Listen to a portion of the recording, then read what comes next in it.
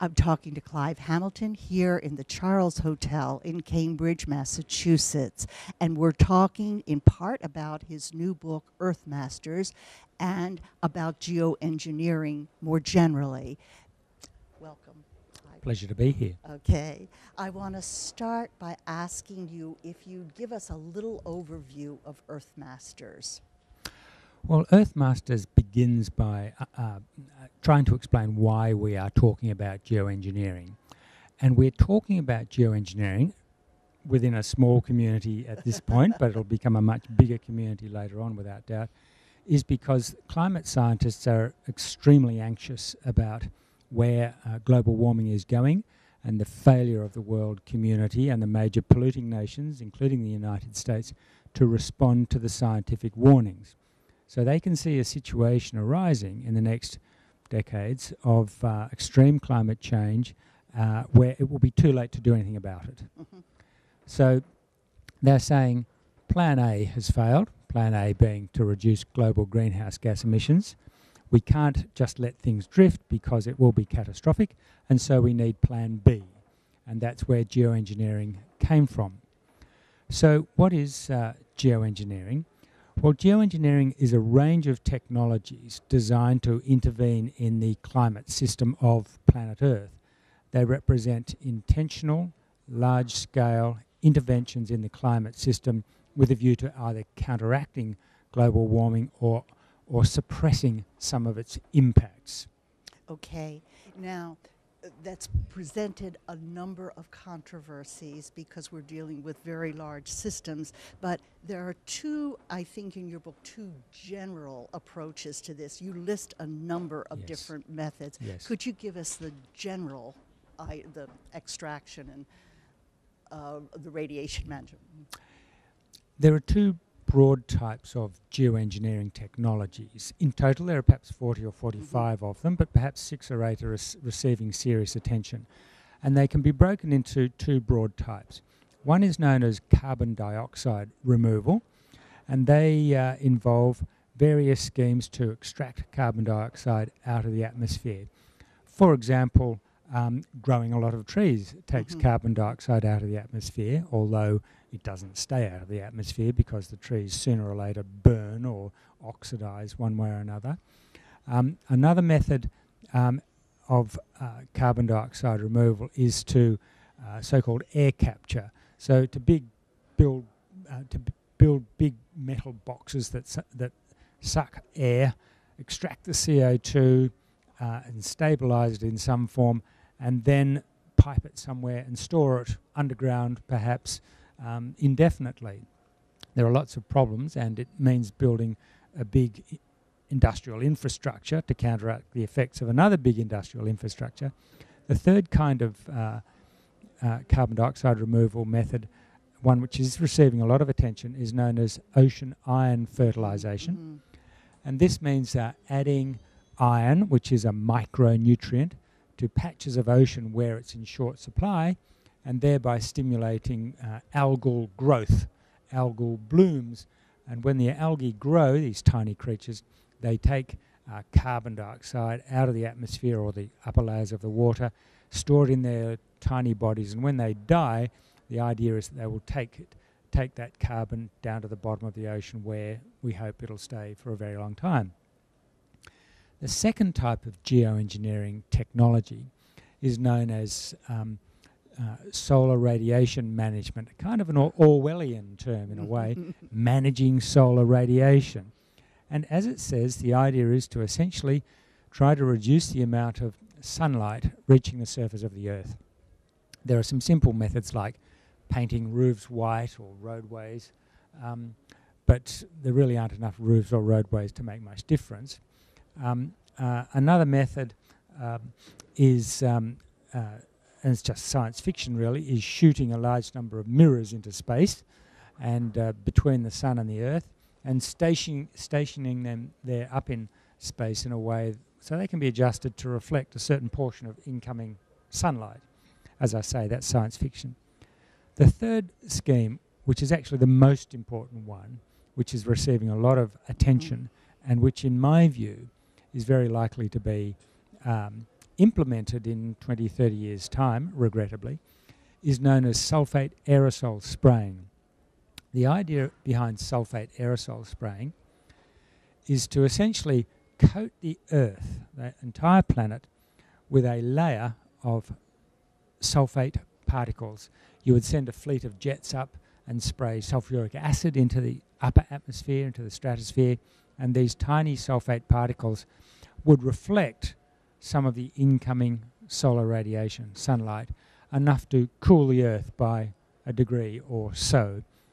This scheme is one which, as I say, is receiving a lot of attention, and there are some serious advocates out there for pursuing research and deployment of this method of geoengineering.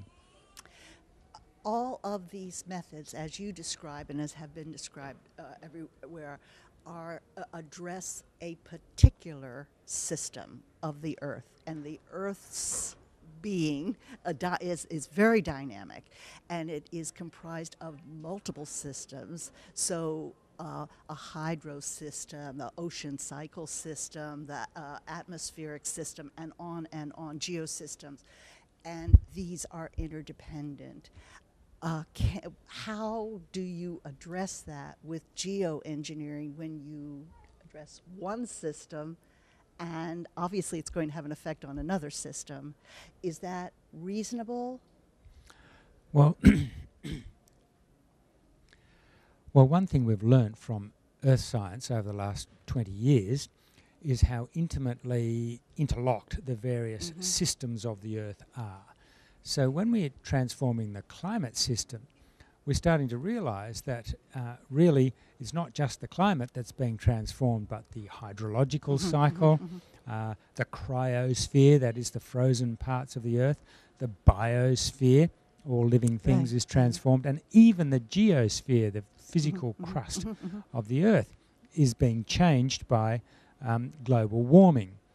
And so some kinds of geoengineering, carbon dioxide removal, are designed to tackle climate change directly by taking out some of the carbon dioxide that we humans have put in there, taking it out of the atmosphere and storing it somewhere safe if we can find it. And so that's obviously preferable to the solar radiation management methods like sulfate aerosol spraying, which are really targeted at only one of the symptoms of climatic change, and that is the warming of the planet. Now, it's an extremely important symptom, but there are others. So, for example, if we reduce the amount of solar radiation reaching the Earth, but we continue to put carbon dioxide into the atmosphere, then we're doing nothing to offset the acidification of the oceans, which are already starting to have an effect on the capacity of some forms of marine life, anything with a shell basically, to survive and propagate. So oceans acidification is a cause of great worry, and yet solar radiation management does nothing about it. And in fact, if solar radiation management does result in humans putting more carbon dioxide into the atmosphere, because we figure, well, we've reduced warming, so what the hell, we'll just go for broke, then this will make ocean acidification worse, and then we truly are in trouble. So sulfate aerosol spraying merely suppresses warming for a while, and if we then take away our solar shield, our heat shield, then we'll find that this suppressed warming, due to more carbon dioxide into the atmosphere, comes rushing back very rapidly, and that would be devastating. Exactly. Can you explain, as you did in Earthmasters, that a lot of the people promoting and investing heavily in geoengineering are actually climate change resistors or deniers? What's going on there? Well, it's very peculiar. First, it should be said that most of the scientists who are engaged in research in geoengineering are doing so for good motives. They're extremely concerned about global warming, and they feel as though that the Earth is unlikely to implement Plan A, and so we must have Plan B to head off catastrophe. There are other eminent climate scientists who think it's completely nuts. And so, unlike the strong consensus amongst climate scientists on the basic facts of human-induced climate change, where they're all in agreement, pretty much. In the case of geoengineering, there's strong disagreement in the climate community, those qualified to speak, over whether it's a good idea to research or whether it's just crazy and we should not even try it. But what we've noticed, and I go into a lot of detail about this in Earthmasters, is that now that there is a scientific community researching and advocating for geoengineering, they've attracted a range of other players, some with motives that are much less admirable. They include people with money who want to can see dollars for themselves coming out of it. There are some pretty dodgy characters being drawn into it.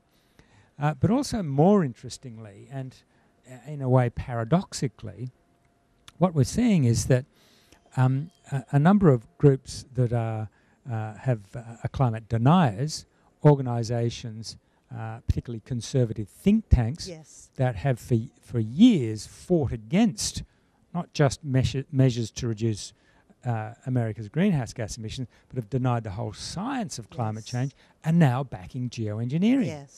And so we have groups like the American Enterprise Institute, a very major business lobby group, the Cato Institute, a respected conservative think tank, and even the Heartland Foundation, which is not respected by anyone with two grey cells to rub together because they're completely crazy. You only have to go and look on the web and see what they've been up to. But here you have this bizarre phenomenon of these groups that have denied the reality of human-induced climate change for decades, now saying, but we support geoengineering. Right. So how can you support a solution to a problem you say doesn't exist? Exactly. So this is, on the face of it, a paradox, a conundrum, until you study the issue a bit more and you realise that they've rejected the science for many years, but they're not really, they are rejecting the science, but not for scientific reasons, they're doing it for ideological reasons. They don't like what climate science stands for and the implications of it if we take it seriously and decide to respond. So geoengineering comes along, and the ideological, political implications of this solution to climate change seem to them to be completely different.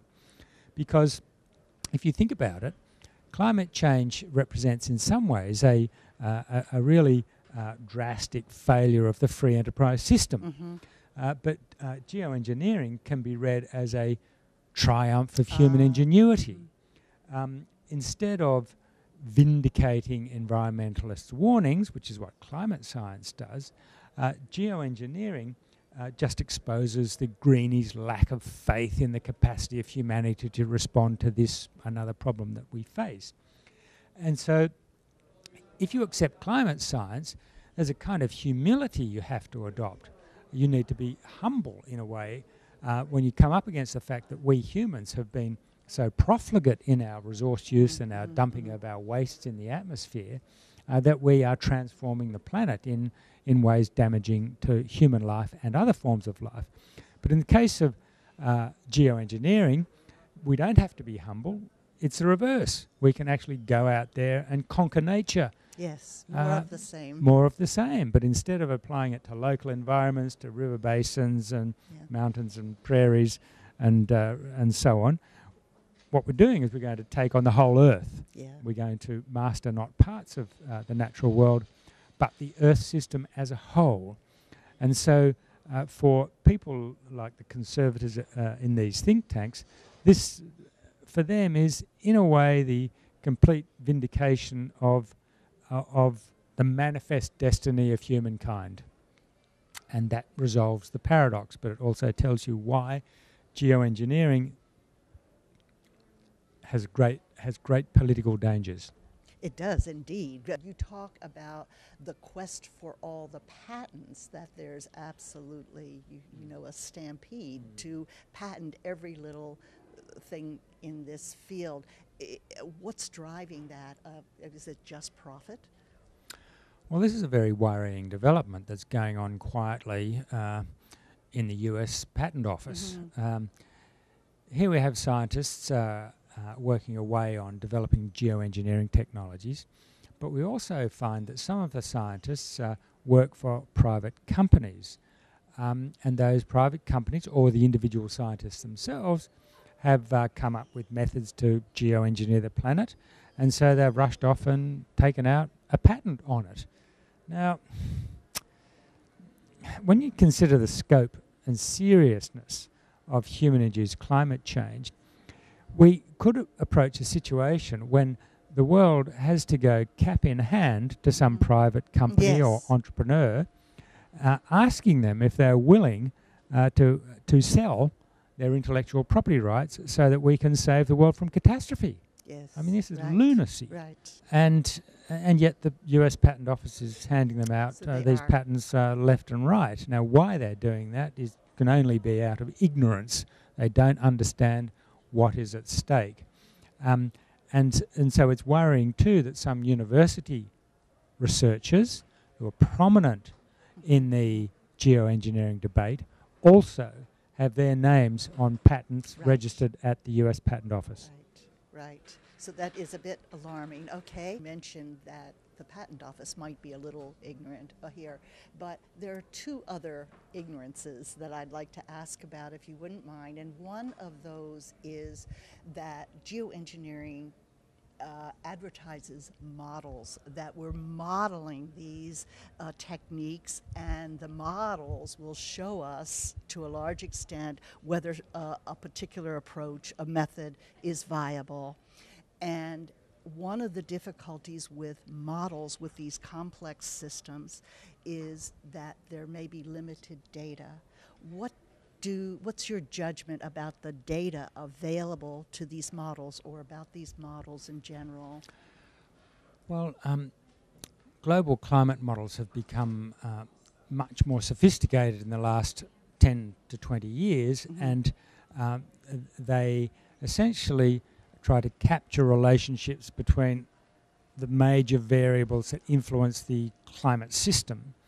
And they need huge amounts of data in order to run and to make them match their historical record and make projections about the future. And in some senses, climate scientists have made great advances in that respect. But when we come to geoengineering, we have a particular problem of data, and that is this. And this is something that's been pointed out by the climate scientist Alan Robock, who's critical of geoengineering and particularly sulfate aerosol spraying. He has said that if we implement sulfate aerosol spraying to its full extent to try and offset or reduce human-induced warming of the planet, then we will need at least 10 years of data before we can separate out the effects of our solar shield of sulfate aerosol spraying from other factors influencing the variability of the climate, namely natural factors and also human-induced warming, extra CO2 in the atmosphere as well. So if we're going to need 10 years of data before we can decide whether the solar shield is being effective, then we'll be flying blind for 10 or more years. And so this seems to be an extraordinary risk to take, that we won't know whether the system is working for a decade or more until after we've implemented it. So if it has some huge and disastrous effect on the climate system that we did not foresee, it's going to take a long time before we know about it. And in the meantime, the chances are that the constituency that's formed behind geoengineering will have a commercial, political and ideological interest in seeing this system pursued. One factor we did not mention earlier, which I think is important in this, is the role of Bill Gates. Absolutely. Now, this is very interesting. To be a philanthropist. Well, Bill Gates is playing an important role in geoengineering research. He's provided a fund of several $1 million which is operated by two of the key geoengineering researchers, David Keith and Ken Caldera, who use it to fund research and to conferences and so on. But Bill Gates also has invested in some geoengineering companies, and you can actually find his name on a couple of patents for geoengineering technologies. Now, it should be said that Bill Gates spends vastly more money on other things, and this is compared to all of the billions, this is a relatively modest amount that he spends on geoengineering. Nevertheless, he's quite invested in the idea. Now, people say to me, well, if we're going to have billionaires investing in geoengineering, isn't it better to have Bill Gates, who at least is motivated by honourable objectives, he cares about the climate, rather than the Koch brothers. Who are also heavily, I think, who are invested in and the oil companies in denying the truth. I should mention that the oil companies are already dipping their toes in geoengineering. So what's wrong with Bill Gates? Well, my problem is not with Bill Gates' motives in putting some millions of dollars into geoengineering research. It's the kind of worldview that he brings to it. Essentially, when Bill Gates talks about climate change and geoengineering, he believes that what we need is a kind of killer app to deal with the problem. Yes, as I think you mentioned it in your book. That's yes. It's the Silicon Valley approach to everything. Approach to everything. What we need is some brilliant, crazy people who stay up all night drinking Coke and eating pizza, who will suddenly come up with a solution. I mean, really. And so he's been very critical of renewable energy. I mean, we have the technology. Yes. It's not a technological problem. It's a political and social problem. Yes. And so this killer app that Bill Gates wants to come up with is not going to solve the social and political obstacles to doing what we must do. Right. One more thing having to do with our ignorance in some areas. You are very familiar with the level of ignorance on science in our Congress by many prominent people, and you mentioned a few in Earthmasters. But is this a general problem in the world? We have a severe problem here where people in charge of committees, science committees, and really haven't made it as far as evolution yet, much less something this complicated. Yes. What's your idea on that? Well, perhaps many Americans don't really care, but, the rest of the world looks on with absolute astonishment. Yeah, right. Because what we see in the US with creationism and with climate science denial is really an all-out attack on the Enlightenment project. Yes. We in modern times think of ourselves as rational creatures who assess the world and where it's going and make decisions about what is in our own best interest. But that kind of Enlightenment vision has collapsed in large parts of the United States. And it is shocking to many of us to see a large minority, perhaps even a majority, in the US Congress who reject the essential principles of climate science, which is a body of science which has an extraordinary degree of evidence, both practical and in theory, backing it. It's overwhelming. But, when I as an Australian say this, we should bear in mind that my countrymen and women a few weeks ago elected a new Conservative government with at the helm a Prime Minister who is a climate denier. And the United States has exported this attack on climate science, which appeals to Conservative politicians who essentially hate environmentalism. Yes. I mean, that's the core of it. Right. They do not want to allow environmentalists to win this battle. And if that means rejecting science, so be it. And so, particularly in the Anglophone countries, the denial machine, which was created by the fossil fuel companies in the 1990s, as Naomi Oreskes has documented in great detail, is now enormously powerful in this country, and it's been exported particularly to Australia, to Canada, to some degree the United Kingdom, New Zealand and one or two other countries. It has not penetrated very much in Europe or Japan or China or other countries, but it is now, unfortunately, tragically, a very serious political force which blocks action on climate change. You're an ethicist by trade, and your book, I think, is singular in going into some of ethical issues. Would you please give us a synopsis of what you have to say about the ethics of this issue? Well, the ethics of climate change, I mean, in a way, they're pretty straightforward. Mm-hmm. I mean, we have a vast array of evidence proved over and over again showing that if we don't act very, very soon, in fact, it may be too late already, then large numbers of people are going to die. And they're principally going to be poor and vulnerable people initially, followed by wealthier people later on. And so that's simple, isn't it? Mm. I mean, you act, particularly when we know that taking action will not cost very much. Mm-hmm. All of the economic models that look at what it would take to sharply reduce, say, the United States' greenhouse gas emissions, show that the economy would continue to grow. There'd be a very small decline in the growth rate, but barely enough to really notice. But this shift in the energy economy of the United States and other countries is blocked for political and commercial reasons. So it's an absolute ethical failure on every front.